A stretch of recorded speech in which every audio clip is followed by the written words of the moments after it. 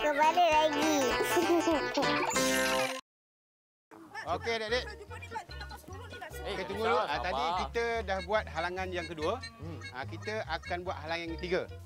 Tuan Abu, memandangkan kami semua dah berada di penghujung rancangan ni, jadi Bas nak cakap dengan kawan-kawan di rumah dulu sekejap ya. Kawan-kawan di rumah, jangan lupa untuk sambungannya Kembara Episod On 2 ni minggu depan tau. Tengok pula kawan-kawan macam mana mereka melepasi halangan yang ketiga pula ni. Jadi kawan-kawan, teruskan berinteraksi bersama kami melalui interaktif@kidsontour.tv. Dan kawan-kawan, jangan lupa untuk menjawab soalan kuis di penghujung rancangan dan menangilah hadiah-hadiah yang telah disediakan. Apakah nama halangan pertama yang diharungi oleh Buzz dan rakan-rakan Kids On 2?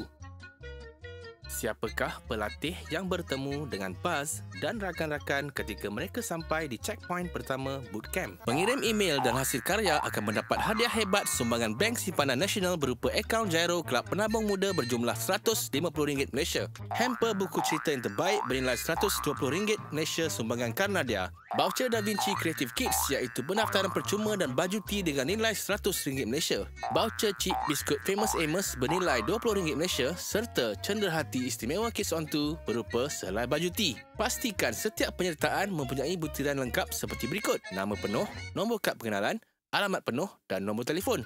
Ke alamat Kids On 2 nombor 31 Jalan DBP Dolomite Business Park 68100 Batu Caves, Selangor Darul Ehsan, atau emailkan ke interaktif@kidsonto.tv.